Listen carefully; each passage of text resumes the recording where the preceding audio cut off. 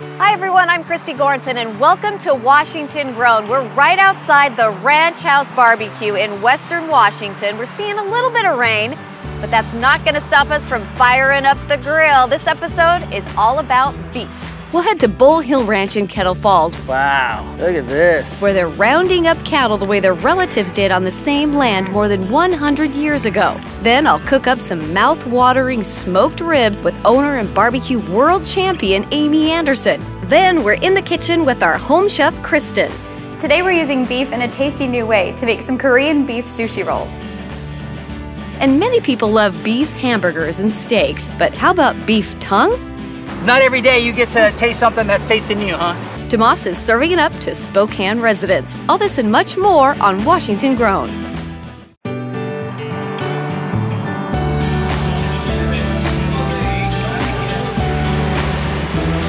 Explosion of fragrance. Safety first, that's my motto. Cheers. Cheers!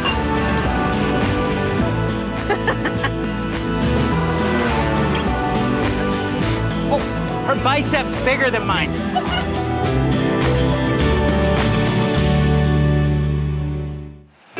Tucked away in rural Olympia lies Ranch House BBQ. And while the outside is quiet and serene, the inside is anything but.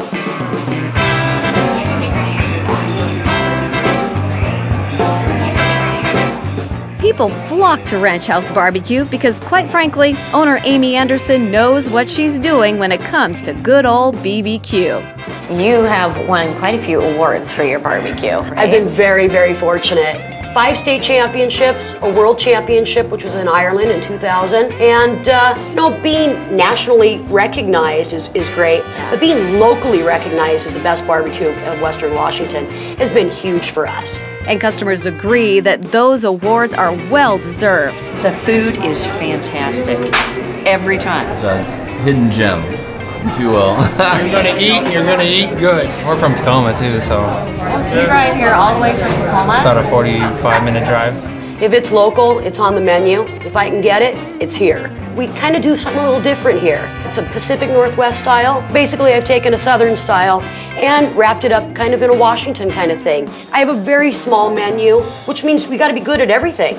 I don't care if you're coming in for a burger or a salad, salmon, ribs, whatever, it's all gonna be delicious. And although people may come for the incredible food, they stay for the good times.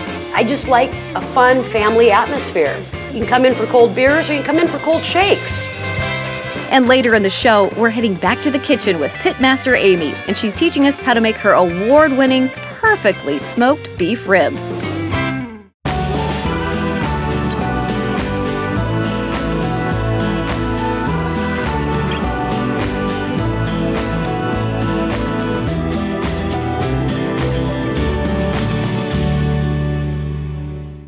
Hey everyone, I'm here at Bull Hill Cattle Ranch in Kettle Falls, Washington, where they've been cattle ranching almost the same way for over a century. So let's head on inside and see how to do it.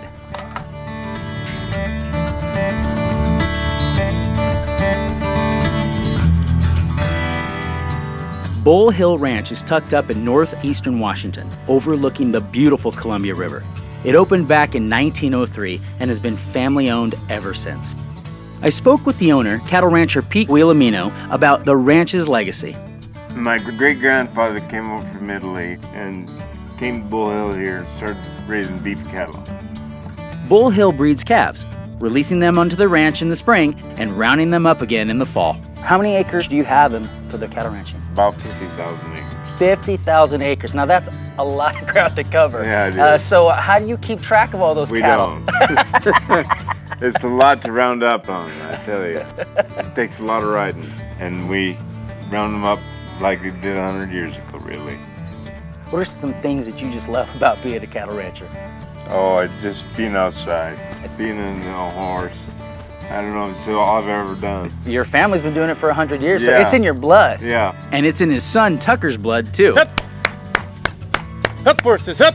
Do you remember how old you were when you first kind of started getting involved in the ranching side of things? The ranching side of things when I was pretty young. Maybe 3 years old, I was on on a horse. 3? Yeah. So I wasn't, you know, moving cows and stuff like that, but I was riding around. But, you know, by the time I was, you know, 6 years old, I was out helping move cows and trying to stay on. You actually left. You went to college. Yeah, graduated from WSU and, you know, kind of went with an open mind, knowing that I'd always want to come back, but maybe not right away. But, you know, the longer I was there, I knew I wanted to come back right away. You know, when you have the opportunity to do something that you love and it's your job, you know, why beat around the bush? Get right to it. The cattle ranch doubles as a guest ranch where people can learn how to be a true cowboy. You guys have cabins and a lodge. It's really about coming up and being a part of it. Yeah, you know, we're not sticking you in a bunkhouse and making you fix fence and dig ditch all day. No, we have a lake, which is great fishing. It's a great lake to swim in the summer. Trail rides all around the mountain. A lot of people love coming up and doing cattle drives with us. It's kind of humbling and it's really rewarding to be able to show other people, you know, kind of your heritage and what your family's done forever. I want to see a bit of that lifestyle from myself, so we make our way down to the barn where I get to try my hand at being a cowboy.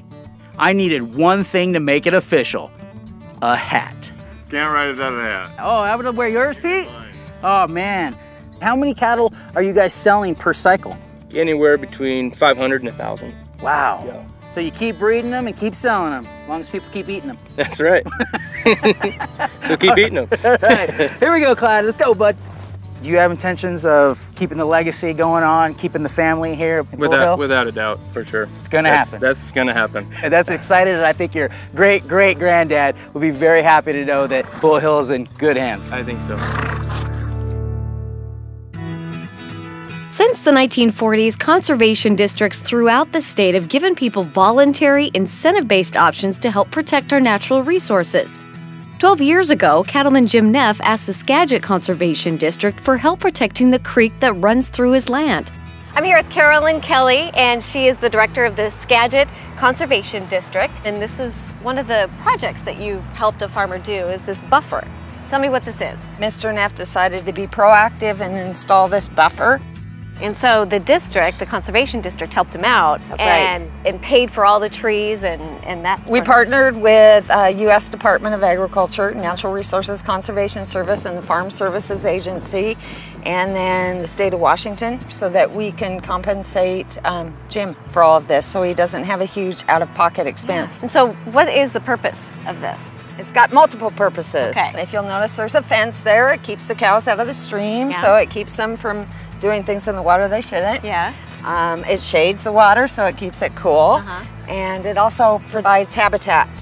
We want our waters to be fishable, drinkable, and swimmable for everybody. And this watershed drains into shellfish beds, so it's even more important. Are there other projects that the Conservation District does to help farmers and landowners and the public? Everything from helping an individual small landowner with a couple horses do compost bins, to in-stream projects for fish habitat, irrigation projects, the list goes on and on. On and on. Then I chatted with Jim about his decision to voluntarily add the buffer to his land.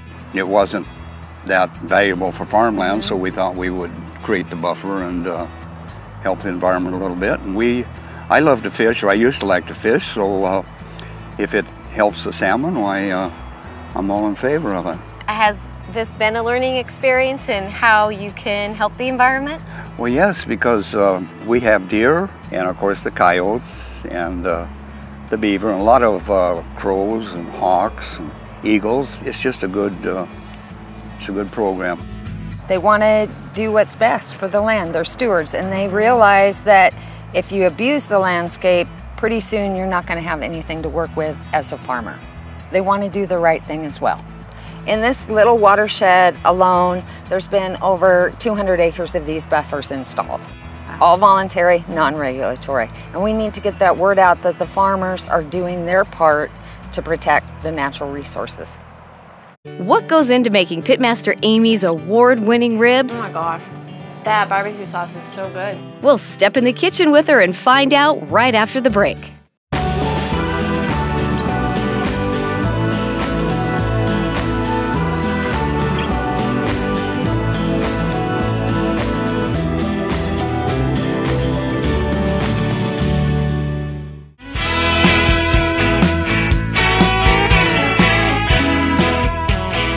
We're back in Western Washington at Ranch House BBQ, where the atmosphere is fun, the food is incredible, and the customers always leave happy. Owner Amy Anderson has a world championship under her belt for her mouth-watering barbecue, and now she's going to teach us how to make her award-winning ribs. All right, we are in the kitchen of the Ranch House, and we've got Amy here, pit master, and also another pit master here, Joe, the general manager. We're gonna do some beef ribs. We are. How are we gonna start? Well, we're gonna start by making a rub. Amy says the basic ingredients are sugar, salt, paprika, chili powder, and black pepper. That's the basic part, Okay. part of the rub. And then we got like flavor enhancers. It's gonna make it taste good. So we're gonna go with garlic, onion, and then anybody can use any kind of herbs they want. Today, we're gonna use oregano and basil. And what we're gonna do is you're gonna dump the oregano in Joe's hands. Okay. And Mush it up. He's gonna wake up those flavors. Yeah. And then we're gonna throw that basil in there and do the same thing. You can put this on chicken, you can put it on pork, you can put, it's an all-purpose rub. After we mix it all up, it's time to put the rub to use. Beautiful fresh beef ribs. Here we go. Oh, I am gonna need these, Joe. So what we've got here is beef back ribs. Okay. And you want that fat. You want all that fat, and the reason why is because these are gonna self-marinate in that smoker with all that fat. Yeah. Then it's time to get our hands dirty. We take a handful of mustard and rub it onto both sides of the ribs. Basically, the mustard's gonna use to be a binder for your rub. And it's also a tenderizer as well. Really? You know, people think, wow, mustard on that? Ew, I don't like mustard. You'll never, ever taste it. All right. There you go. Just got a little. I think you're hired. Little You can just come in here and work There now. Then we take the rub that we made and sprinkle it nice and even over both sides.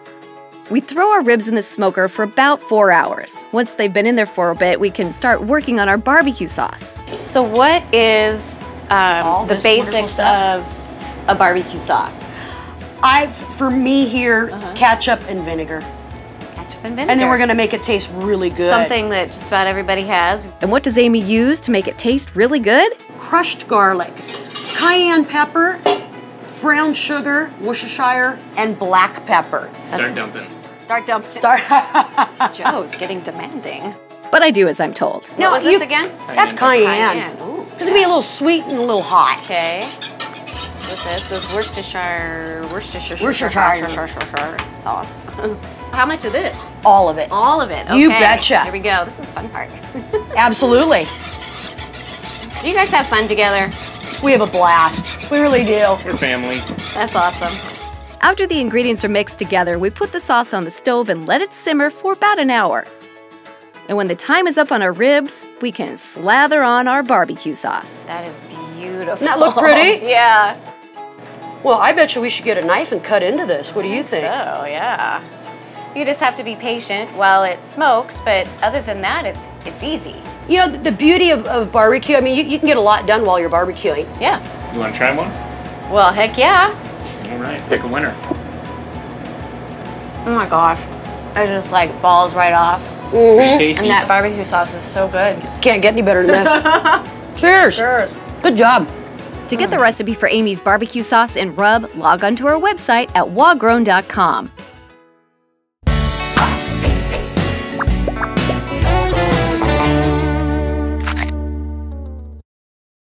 On a daily basis, we are bombarded with headlines about losing weight, so much so that losing weight is losing traction. To keep it interesting, the media has made it into a contest, providing a multitude of weight loss shows, giving the average person an unrealistic expectation for losing weight. I've seen a lot of intelligent people make not so smart decisions about speeding up their weight loss and taking unhealthy shortcuts to lose weight rapidly. The key to long-term successful weight loss requires patience and developing lifelong health skills to help you every day. Losing 1/2 to 2 pounds per week is a healthful weight loss range. Anything more can be exciting, but can often lead to feeling deprived, as if you were a diet prisoner. By taking time to develop mindfulness about eating and lifestyle habits, you'll begin to gain an important understanding of what your body really needs. Mindfulness includes having non-food responses to stress and developing a network of support people to help you when life tests your willpower. Pleasure also needs to be part of the mindfulness equation. For example, if your favorite treat is chocolate, try having a small piece at the end of the meal when you are no longer hungry, rather than as a mid-afternoon snack. You'll be less likely to overindulge while still being able to savor its delicious flavor.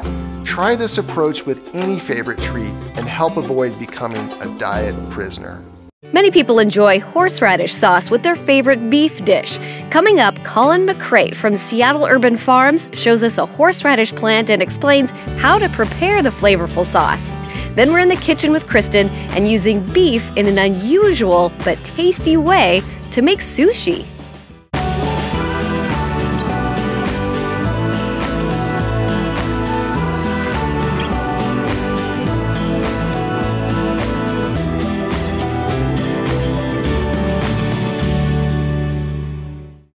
Everybody has their favorite barbecue dish, whether it's steak, chicken, ribs.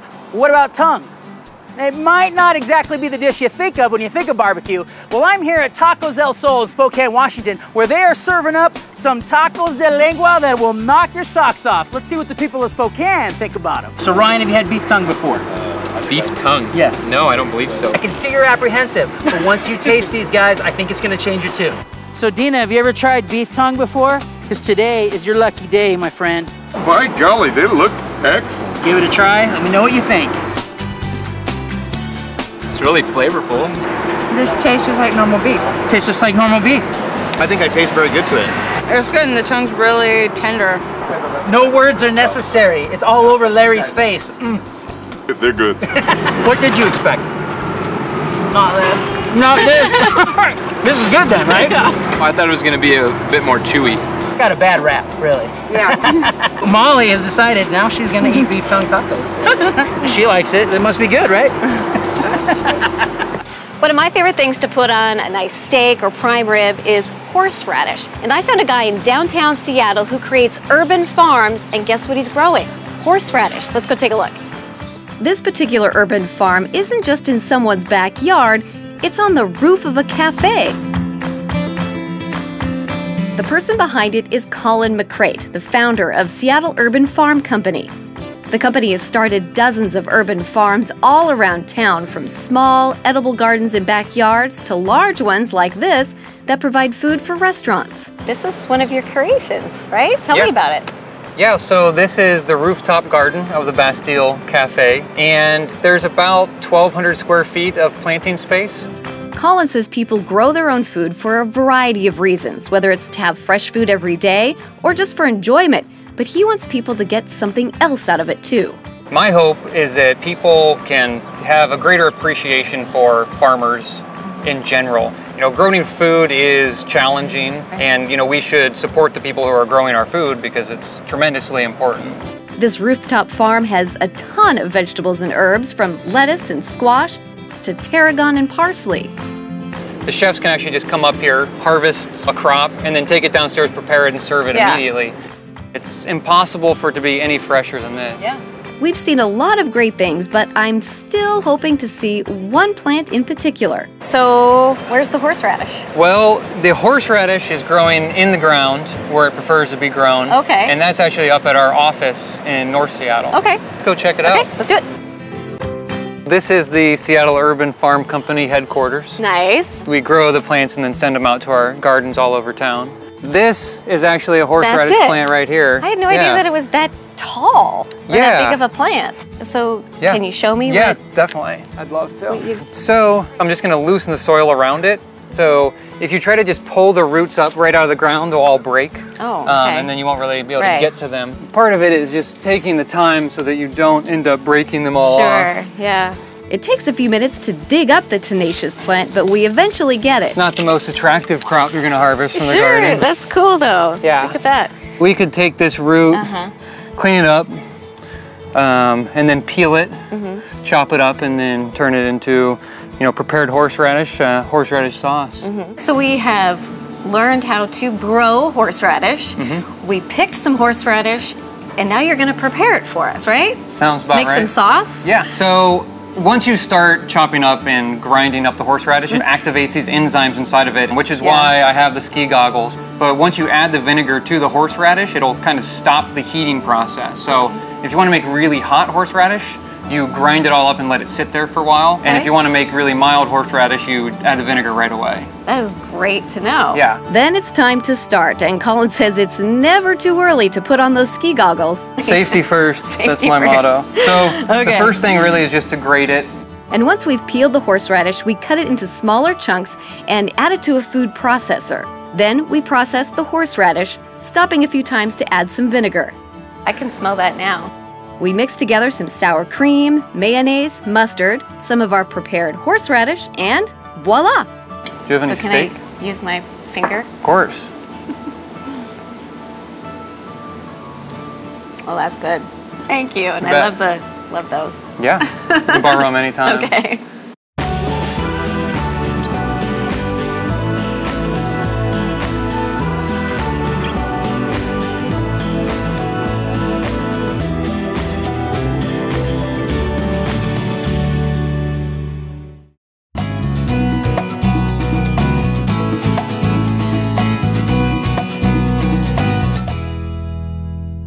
All right, we are making sushi, believe it or not. With this. With beef. With beef, cooked beef. That's true. We're making a Korean-inspired beef sushi. Oh, that sounds delicious. It's really yummy, and it's a nice way to ease into homemade sushi. Sure. And it makes quite a lot of food, but you can try it at home and have a party with it. The first step in making our sushi rolls is to marinate our beef chuck roast. Oh, look at you. Open it up. Now, here we go. I love just the convenience of crock pots. Yeah, this is a really fun one. So you can prep this the night before and then put it in the crock pot the next day. Okay. Because you want to let the marinade sit for a little bit. How long do you want it to marinate for? Overnight. Okay. Overnight's great.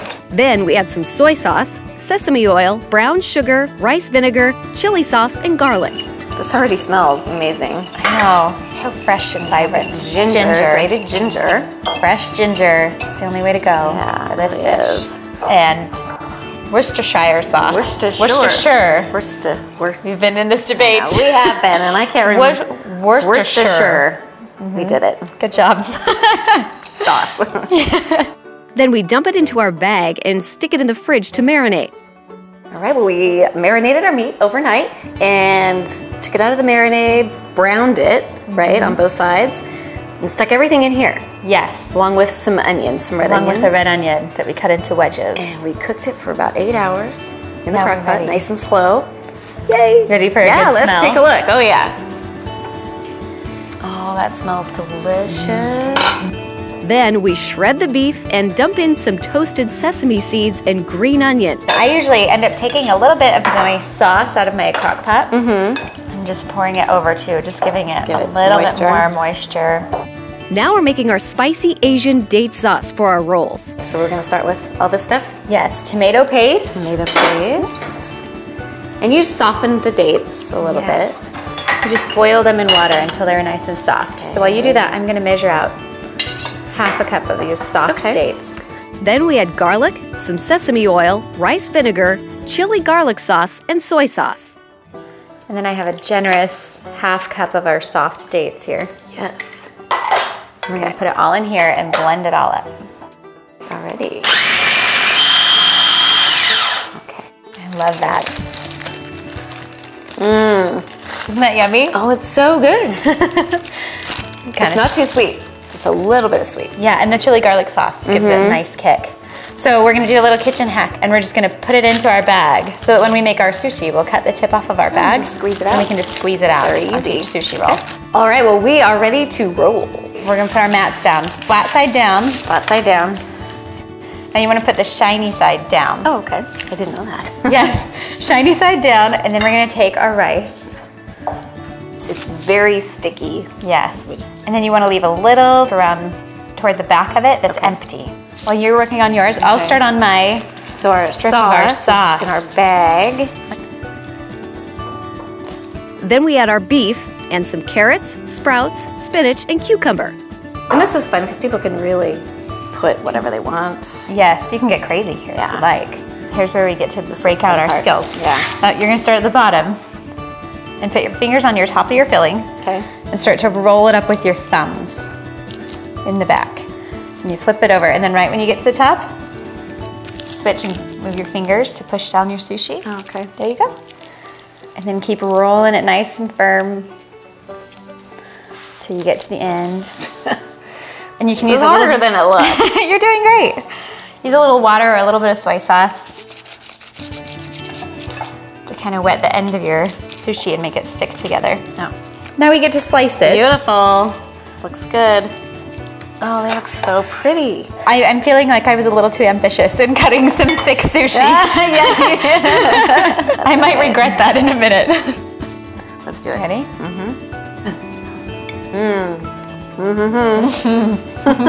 It's tasty. To get Kristen's recipe for Korean-inspired beef sushi, head to our website at wagrown.com. Whether it's hamburgers, steaks, or ribs, barbecuing brings together neighbors, friends, and family for good times in the backyard. That's it for this edition of Washington Grown. Thanks for joining us.